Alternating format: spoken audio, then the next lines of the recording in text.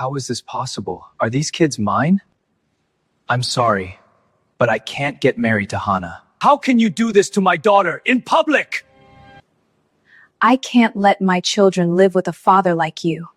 Before we dive into this story of power, secrets, and impossible choices, make sure to hit that subscribe button and turn on notifications so you don't miss what happens next. Trust me, you'll want to see how this unfolds. Now let's begin. Dae-hyun Shin stood near the center of the ballroom of Shilla Hotel, a glass of untouched whiskey in his hand. Tonight was his fiancée's 28th birthday, and Hana Lee was radiant in a champagne-colored gown that probably cost as much as a luxury car. Everything was perfect, controlled, exactly as he'd planned. Then he saw her. She stood near the ornate dessert table on the far side of the ballroom, and for a moment, Dae-hyun forgot how to breathe. Zara Williams.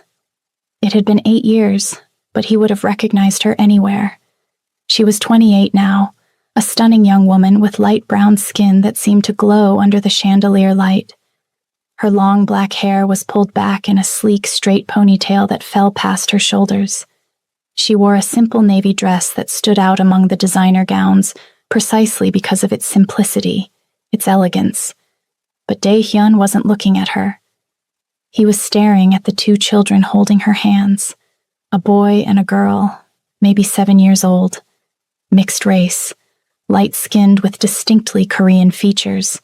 The boy had Dae-hyun's exact eyes, that same serious expression he saw in the mirror every morning. The girl had his nose, his mouth, but her smile, warm and open and trusting. That was all Zara.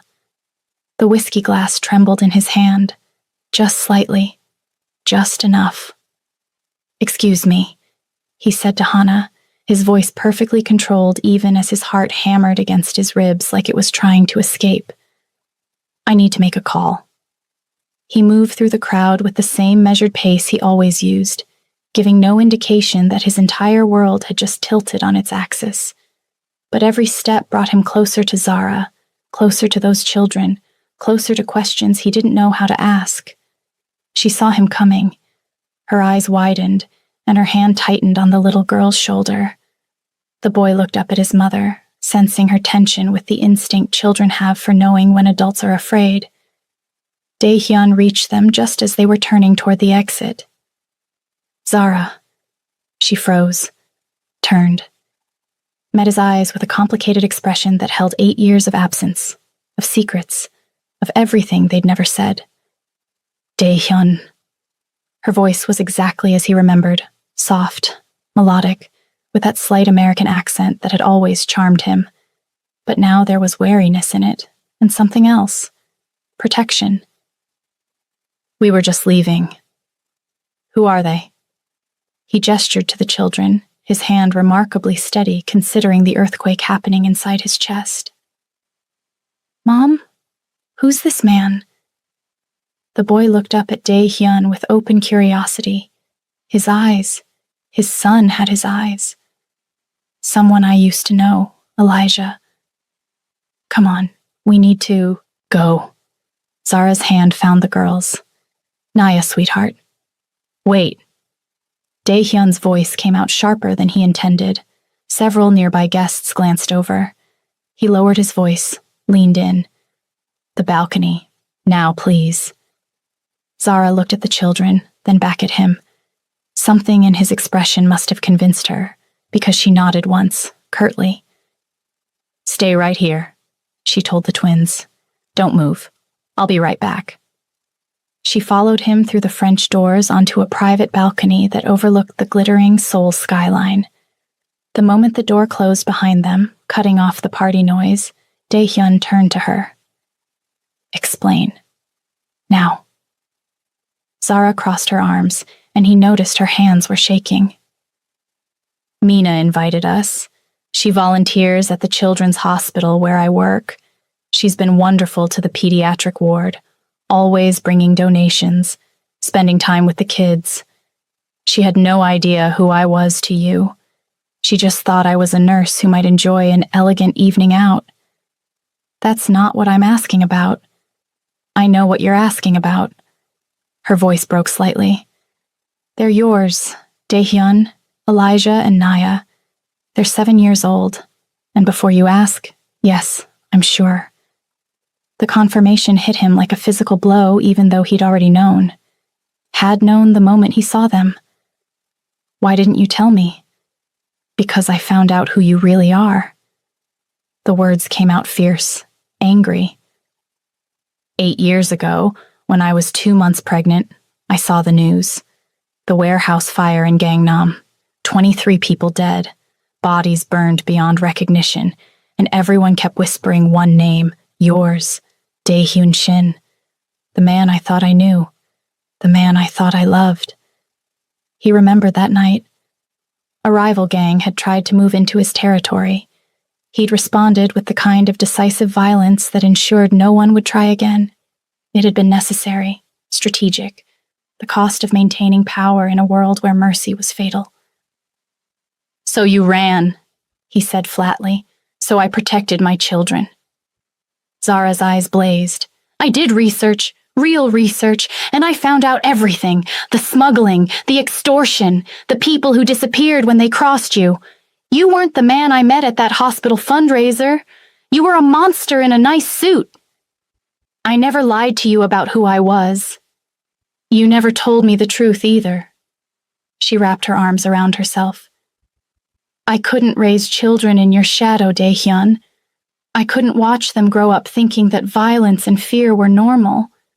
So I left. I moved to Vancouver. I changed my name. I made sure you could never find us. You stole 8 years from me. The anger in his voice surprised him. He so rarely allowed himself to feel anger. Control was everything. But standing here, learning he had children he'd never held, never known, something primal and raw clawed its way up his throat. 8 years of their lives, of watching them grow, of being their father. You can't be their father. Zara stepped closer, and he could see unshed tears making her eyes shine. Not the real you, not the man who orders people killed before breakfast. They deserve better than that. They deserve safety, normalcy, a childhood that doesn't involve bodyguards and enemies and wondering if their father will come home in a body bag. And you get to make that decision alone? Someone had to, and I chose them. I will always choose them. Through the glass doors, he could see Elijah and Naya standing exactly where Zara had left them. The girl, Naya, was pointing at something in the ballroom, saying something that made her brother smile. His daughter, his son, 7 years old and complete strangers.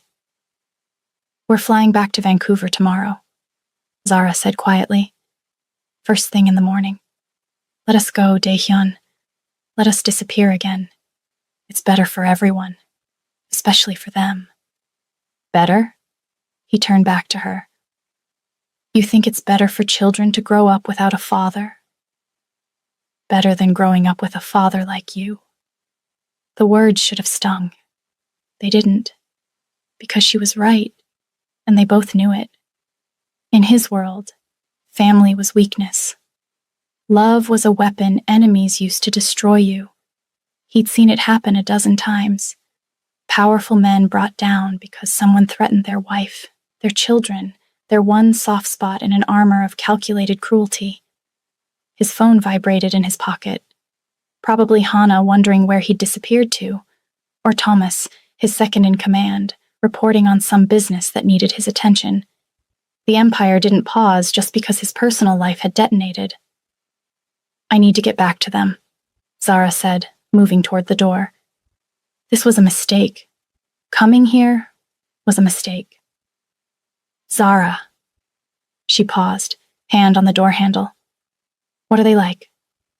The question surprised him as much as it seemed to surprise her. Tell me something. Anything. Please. She was quiet for a long moment. Then, Elijah is serious, thoughtful. He reads books that are too advanced for his age and asks questions I don't know how to answer. He wants to be a doctor. He says he wants to help people. A small, sad smile touched her lips. Naya is pure sunshine. She makes friends everywhere she goes. She loves drawing and dancing and telling elaborate stories about princesses who save themselves. She's fearless in a way that terrifies me. They sound incredible. They are. Zara opened the door. Goodbye, Daehyun. He watched her walk back into the ballroom, watched her gather the twins and guide them toward the exit. Naya looked back once, her small face curious, before her mother urged her forward. Then they were gone, swallowed by the crowd, and then gone from the venue entirely. Daehyun stood on the balcony for another minute, his hands gripping, the railing hard enough that his knuckles went white. Inside, the party continued. Hana would be looking for him. Victor would be watching with those calculating eyes that missed nothing. His empire demanded his attention, his focus, his absolute commitment. But all he could think about was a little boy who wanted to be a doctor and a little girl who told stories about princesses. All he could think about was 8 years of bedtimes he'd missed. First words, first steps, first days of school, birthday parties and scraped knees and all the tiny moments that made up a childhood. Gone, stolen, lost forever. When he walked back into the ballroom, Hana was waiting. There you are. Hana's smile was perfect, but her eyes were sharp. Is everything all right? Business call, Daehyun said smoothly. Nothing that can't wait until tomorrow. But Hana wasn't stupid. She'd survived in their world by being observant, calculating, always 3 steps ahead. Her gaze flickered toward the exit where Zara had disappeared, then back to him. Who was that woman? The one with the children? No one important. You're lying. She said it matter-of-factly, without accusation. You've never lied to me before, Daehyun. Don't start now. He looked at her. This woman he was supposed to marry in 3 weeks. Beautiful, intelligent, perfectly suited to be the wife of a man like him. She understood the world they lived in. She would never ask him to be someone he wasn't. Their marriage was a strategic alliance, yes, but it was also built on mutual respect and a kind of honest pragmatism that most couples never achieved.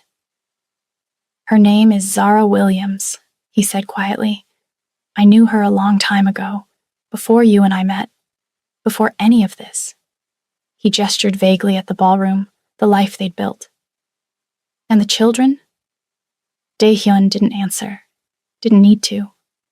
Hana's expression shifted, not with jealousy or hurt, but with something colder. Calculation. I see. She touched his arm gently. We should talk, but not here, tomorrow. My father will want to know about this. There's nothing to know. She's leaving Seoul in the morning. Is she? Hana's perfectly manicured eyebrows lifted slightly. Are you sure about that? She walked away before he could respond, rejoining a group of guests who immediately brightened at her approach. Daehyun watched her go and felt the first stirrings of something he hadn't experienced in years. Dread. The rest of the evening passed in a blur of handshakes and empty conversation. Daehyun played his role perfectly. The gracious host, the attentive fiancé, the powerful man comfortable in his domain, but his mind was elsewhere. In a modest hotel room somewhere in Seoul, where a woman he'd once loved was tucking 2 children into bed. His children. Reading them stories, kissing their foreheads, promising them they'd be home soon. When he finally left the venue at midnight, his driver was waiting with the usual black sedan. Thomas Kwan sat in the passenger seat, his scarred face impassive. The Riverside Hotel, room 847, Thomas said without preamble. 3 tickets to Vancouver. Flight leaves at 2 p.m. tomorrow. I can have them canceled if you want. How did you know? I always know. Thomas turned in his seat. Boss, do I want to know what this is about? Probably not. Are they yours? Daehyun stared out the window at Seoul's glittering skyline, his city, his empire, built on blood and fear and the absolute certainty that he would sacrifice anything to maintain power. Yes. Thomas was quiet for a long moment. Victor Lee won't like this. I know. Hana won't like this. I know. Every enemy you've ever made will see this as an opportunity. I know. Daehyun's voice was sharp. I know all of it, Thomas. I know exactly what this means. So what do you want to do? That was the question, wasn't it? What did he want? For 15 years, he'd known exactly what he wanted. Power, respect, an empire that would outlast him. He'd made every decision based on cold logic and strategic advantage. Emotions were weaknesses to be exploited in others, never indulged in himself. But tonight, standing on that balcony, looking at two children who shared his blood, something had shifted. Some long-dormant part of himself had woken up and refused to go back to sleep. Cancel the tickets, he said finally. Quietly, I need time to think. Boss, just do it, Thomas. The next morning, Daehyun woke in his penthouse apartment to 17 missed calls and 34 text messages. Most were business. Shipments to approve, payments to authorize, problems that needed his attention. But 3 calls were from Victor Lee, and the messages from Hana all said the same thing. Come to the compound. Now. We need to talk. He showered, dressed in another impeccable suit, and made the drive to Gangnam. Victor's compound was less a home and more a fortress. 12-foot walls topped with cameras, armed guards at every entrance, architecture designed to repel attacks. Daehyun had always admired its brutal efficiency. Today, it felt like a prison. Hana met him in the foyer. He knows, she said simply. Everything. How? Does it matter? He knows. Come on. Victor's office was on the 3rd floor, a massive space with floor-to-ceiling windows that overlooked a meticulously maintained garden. The crime boss sat behind an enormous mahogany desk, his silver hair perfectly styled, his expression unreadable. Sit, Victor said. Not an invitation, a command. Daehyun sat. Hana stood beside her father, presenting a united front. Tell me about the woman, Victor said. Her name is Zara Williams. I knew her 8 years ago. She left without explanation. Last night was the first time I'd seen her since. And the children? Mine.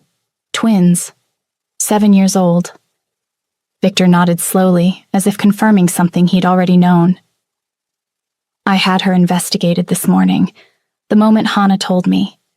Zara Williams, 28, pediatric nurse, immigrated to Canada 8 years ago under her maiden name. Clean record, no criminal associations. She's exactly what she appears to be, a woman trying to protect her children from a world she doesn't understand. That's correct. Admirable, really. Victor stood, walking to the windows, but also incredibly problematic. You understand why, I assume? I understand that in our world, family is a liability. It's more than that. Victor turned back to him. Family is a weapon our enemies use to destroy us. I've seen it happen dozens of times. Powerful men brought to their knees because someone threatened their wife, their children. They make impossible choices. They betray alliances. They show weakness.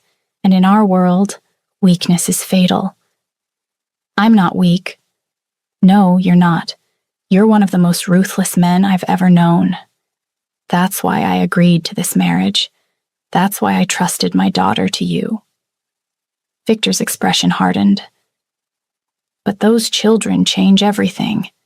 Every rival you've crushed, every enemy you've made, and you've made many, they'll all see those twins as an opportunity, a vulnerability, a way to hurt you. If you're wondering what choice Daehyun will make, drop a comment below. Would you choose power or family? And don't forget to like this video. We're just getting to the impossible decision. Daehyun's jaw clenched. What are you saying? I'm saying you have a choice to make. Victor returned to his desk, sat down, folded his hands. Option 1. You marry Hannah as planned. You secure our alliance. You forget about Zara Williams and those children. Let them return to Vancouver. Never contact them again. Never acknowledge them. They live their lives. You live yours. Safe. Separate. And option 2? You choose them. You walk away from all of this. The empire, the protection, the power.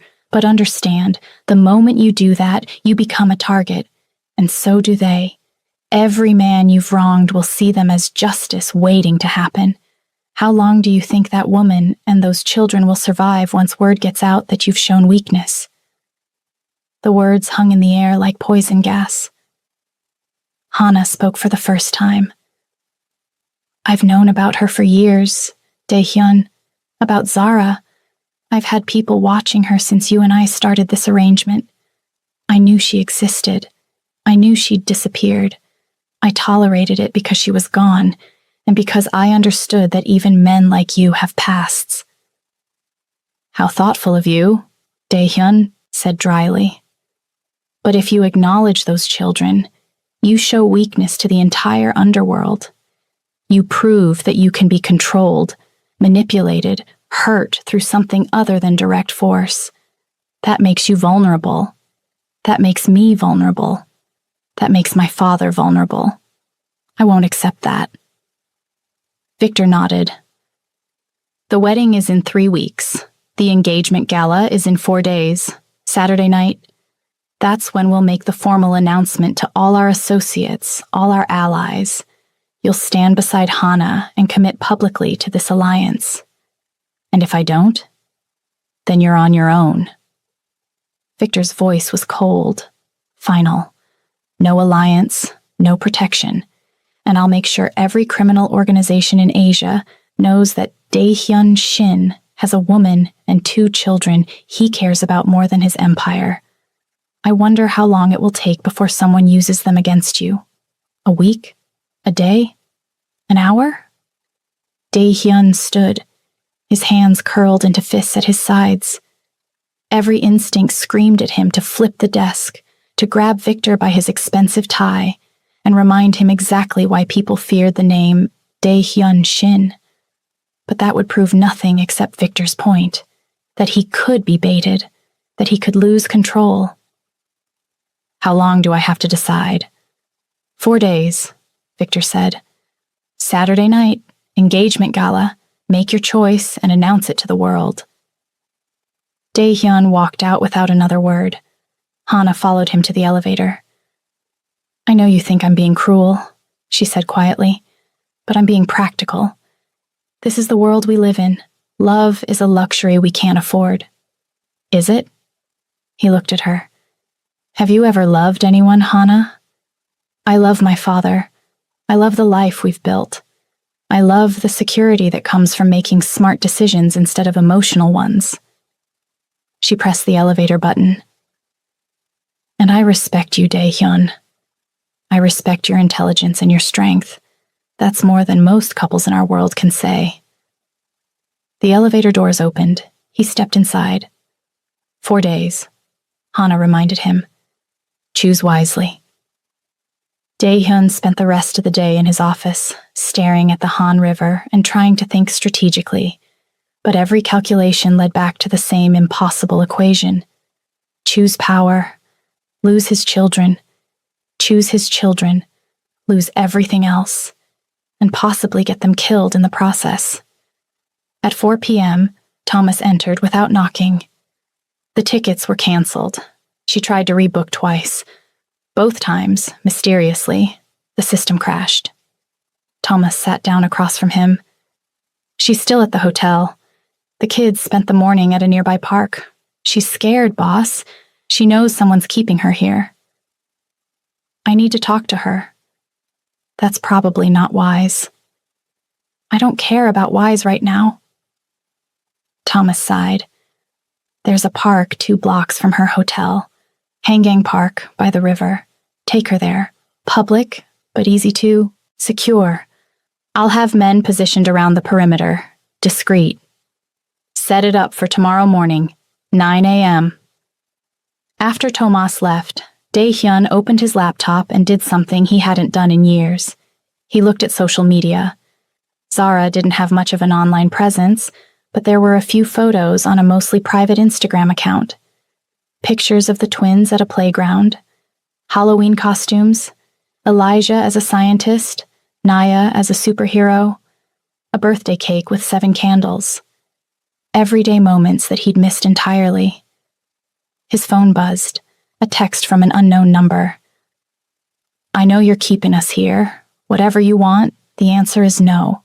Just let us go home. He stared at the message for a long time before typing back. Tomorrow, 9 a.m., Hangang Park, near the Riverside Hotel. Please, I just want to talk. 3 dots appeared, disappeared, appeared again.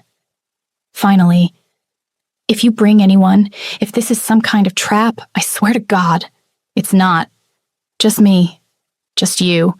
And if you want, the kids can come. They should know who I am. They deserve that much. A longer pause this time. Fine, 9 a.m. But this doesn't change anything, Dae-hyun. We're still leaving. He didn't respond because he didn't know what to say. Instead, he sat in his office until the sun set and the city lights came on, one by one, like stars falling to earth. His empire stretched out before him, vast and powerful and utterly hollow. Somewhere in that city, his children were falling asleep. Did they wonder about him? Did Zara tell them stories about who their father was? Or did she invent comfortable lies? Did they feel the absence of something they'd never known? For the first time in 15 years, Dae-hyun Shin felt something he'd trained himself never to feel. Doubt. The morning arrived cold and crisp, autumn settling over Seoul like a held breath. Dae-hyun arrived at Hangang Park at 8:45, earlier than agreed. Tomas had men positioned around the perimeter, disguised as joggers, street vendors, couples on morning walks. Invisible, but present. He couldn't turn off 15 years of caution just because his heart demanded it. Zara arrived at exactly 9 a.m., holding Elijah and Naya's hands. The children wore matching backpacks and colorful jackets. They looked around the park with wide eyes, excited by the adventure of it all, unaware of the weight this meeting carried. Thank you for coming, Dae-hyun said. His voice sounded strange to his own ears, uncertain, vulnerable. I didn't have much choice, did I? Zara's tone was sharp. Someone made it impossible for us to leave. I needed time to think, to figure out what comes next. What comes next is we go home. She pulled the children closer. You go back to your life, we go back to ours. That's how this works. Mom, can we go to the swings? Naya tugged on her mother's hand, pointing to a playground 50 feet away. Zara hesitated, glancing at Dae-hyun. They'll be safe, he said quietly. I promise. She studied his face for a long moment, then nodded. Stay where I can see you. Don't talk to strangers. Come back if I call you. The twins raced toward the playground, their laughter carrying on the morning air. Zara and Dae-hyun walked slowly along the river path, maintaining a careful distance from each other. I've spent 8 years building a life for them, Zara said. A good life, safe, normal. They go to a great school, they have friends. Elijah takes piano lessons, Naya does gymnastics. They don't know anything about your world, Dae-hyun, and I want to keep it that way. I understand that, I do, but they're still my children. Biology doesn't make you a father. Her words cut deeper than any knife. Being there does, showing up does, protecting them from monsters does, even if that monster is you. You think I'm a monster. I think you're a man who's done monstrous things. There's a difference. Maybe. She stopped walking, turned to face him. Why did you become this? The man at that hospital fundraiser. He was kind, thoughtful. He talked about wanting to make a difference in the world. What happened to him? He never existed. Daehyun's voice was flat. That was a mask, a role I played because it was useful to infiltrate those circles. The real me is exactly what you discovered 8 years ago. I don't believe that. You should. If that were true, you wouldn't have asked me here. You would have just let us go. Or worse. Zara's eyes searched his face. There's still something human in you, Daehyun. Something that wants to be more than what you've become. I saw it last night. I see it now. From the playground, Naya's voice rang out. Mom, watch this. She hung upside down from the monkey bars, her ponytail swinging. Be careful, Zara called back, then softer. She's fearless. It terrifies me every single day. You said she tells stories about princesses. Princesses who save themselves, who don't wait for princes to rescue them. She makes up these elaborate adventures. A small smile touched Zara's lips despite the tension. Last week, it was about a princess who befriended a dragon, and together they started a bakery. The week before that, a princess who became a detective and solved crimes using cake recipes as clues. She sounds remarkable. She is. They both are. The smile faded. And I won't let your world destroy that. I won't let them grow up thinking that violence and fear are the price of power. What if I walked away? The words came out before Daehyun could stop them. From all of it, the empire, the business, everything. Zara stared at him. What are you talking about? I have leverage, files, evidence on everyone from police commissioners to parliament members, 15 years of carefully documented crimes, transactions, relationships. I could trade it for immunity, for a way out. You're serious. I could dismantle the empire, piece by piece, give it to the authorities in exchange for a new life, witness protection, new identities. We could disappear together. You, me, the children. Men like you don't just walk away, Daehyun. You said it yourself. You've spent 15 years building this. You've made enemies, powerful enemies. They won't just let you leave. I know. He turned to watch his children playing, unaware of the impossible decision being made 50 feet away. But maybe it's time someone tried. Maybe it's time someone chose differently. Elijah appeared then, walking toward them with his serious expression. Mom, can that man push me on the swing? You said not to talk to strangers, but he's not a stranger to you. Zara's eyes filled with tears. She looked at Daehyun, at this man who'd ordered deaths before breakfast, who'd built an empire on blood and fear, and she saw something she hadn't expected to see. Hope. Desperate, fragile, terrifying hope. Go ahead, she whispered. Daehyun walked with Elijah to the swings. His son, and God. It felt strange and wonderful to think that word, climbed onto the seat and gripped the chains. Not too high, Elijah said seriously. Mom says I have to be careful because I broke my arm last year falling off the monkey bars. I'll be careful, Daehyun promised. He began to push, gently at first, then gradually higher as Elijah's confidence grew. Are you the reason we can't go home? Elijah asked suddenly. Children's bluntness, cutting right to the truth. Yes. Why? Because I just found out you exist, and I'm trying to figure out what to do about that. Mom says you're dangerous, that we have to stay away from you. Your mother is a very smart woman. You should listen to her. Elijah twisted to look back at him. But you don't want us to stay away. No, I don't. Why not? How did you explain to a 7-year-old the sudden, overwhelming need to be part of their life?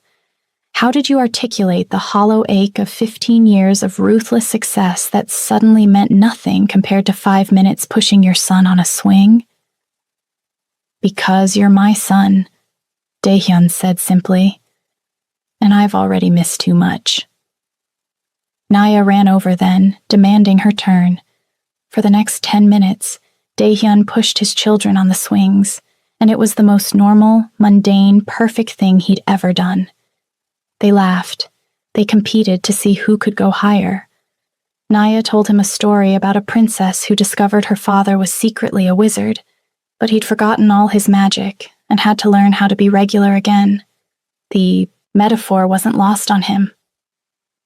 When the children ran off to explore the playground equipment, Daehyun returned to Zara. She'd been crying. He could see the tracks on her cheeks. "You're good with them," she said. "I'm trying."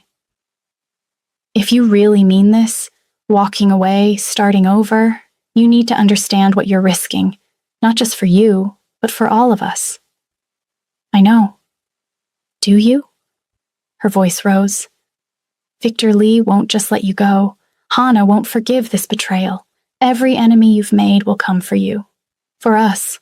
For them." She pointed at the twins. "How do you protect children from men who know how to hurt people in ways that leave no evidence? How do you give them a normal life when you're looking over your shoulder every single day?" "I don't know," Daehyun admitted. "But I know that doing nothing, letting you disappear again, never seeing them, that's not an option anymore. I can't unknow they exist.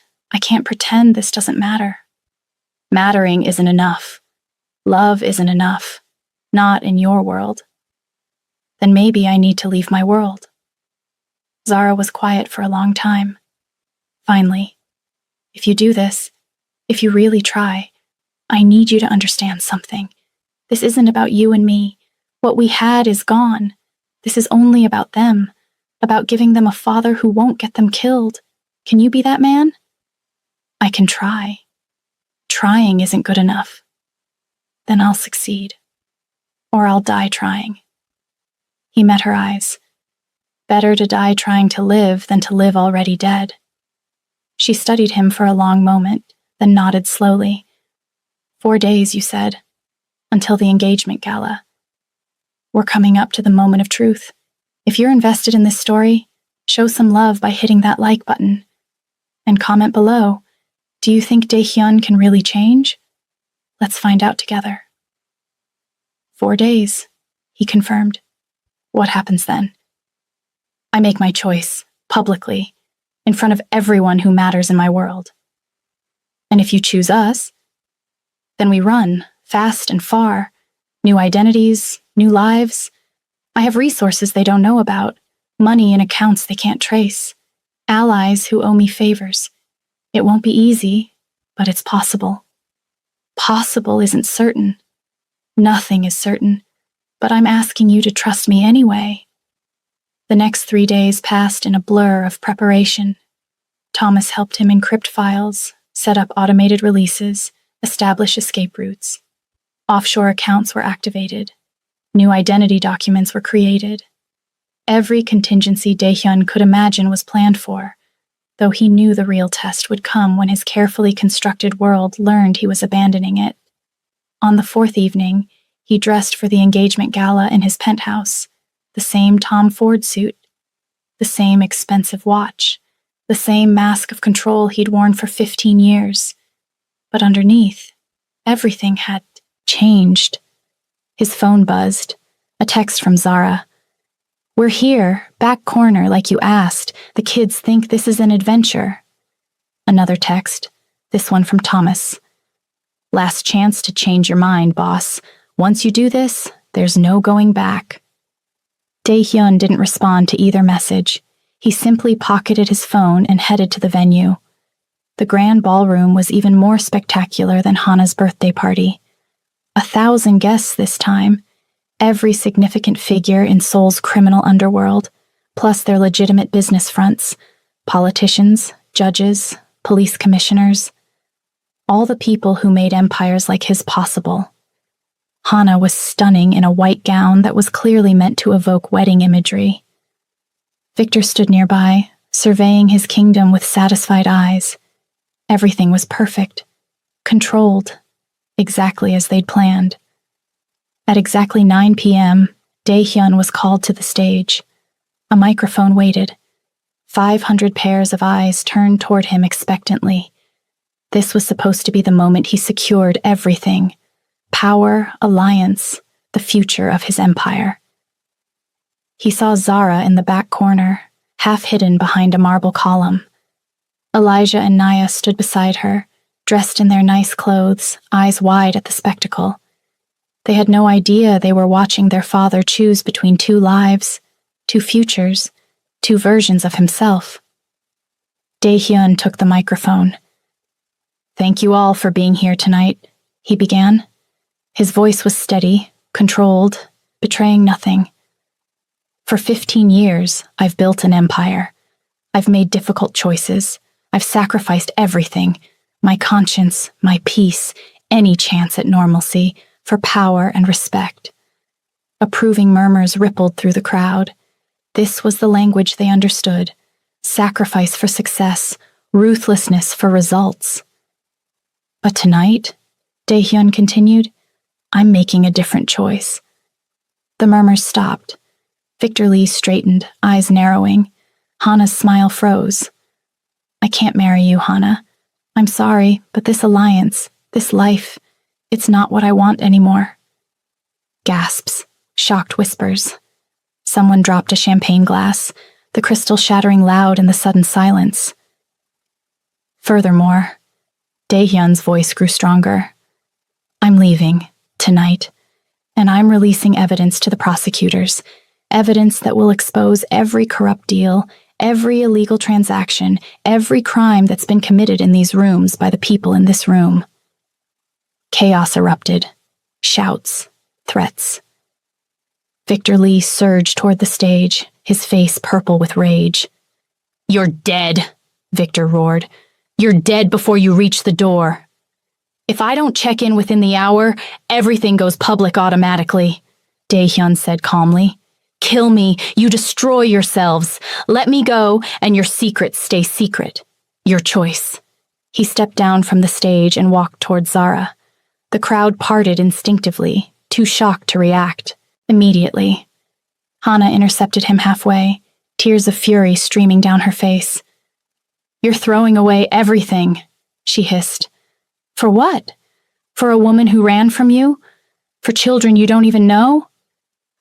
"I'm throwing it away to finally know them," Dae-hyun said gently. "Goodbye, Hana." He took Zara's hand.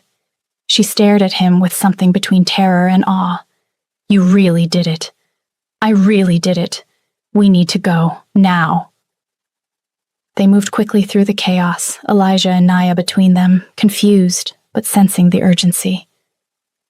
Outside, Thomas waited with an armored SUV, engine running. "Go," Thomas said, clasping Dae-hyun's hand one final time. "I'll hold them off as long as I can.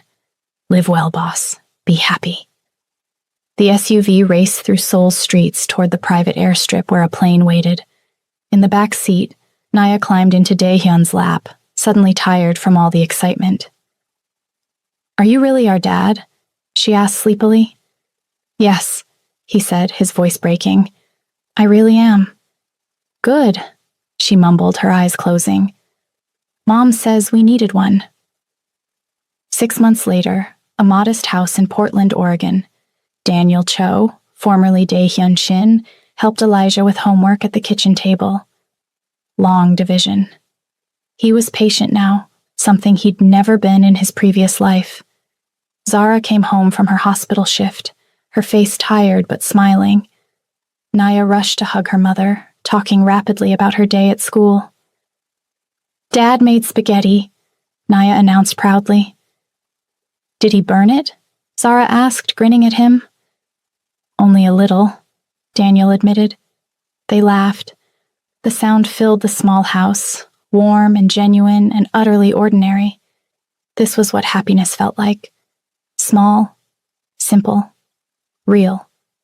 After dinner, after the children were in bed, Daniel stood at the window looking out at the quiet street. His phone buzzed. Unknown number. The message made his blood run cold. "We found you. You can't hide forever." He deleted it, closed his eyes, felt Zara's hand slip into his. "They'll always be out there," she said quietly. Looking? I know. Was it worth it? Giving up everything? Daniel turned from the window. Upstairs, he could hear Naya singing to herself, some made-up song about princess detectives. Elijah's voice joined in, harmony to her melody. His children, his family, his second chance. Yes, he said, every single second of it. Some men are born into darkness, others choose it. But the rarest, the ones who survive, are those who find the courage to walk back into the light, knowing the shadows will always follow. Daehyun Shin had been a monster who built an empire on fear. Daniel Cho was just a man trying to be a good father. He would spend the rest of his life proving that the second identity was stronger than the first. Outside, a car drove slowly past the house. Too slowly.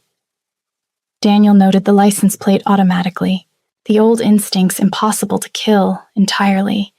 But then Zara squeezed his hand, and he let the vigilance go. Not completely, never completely, but enough.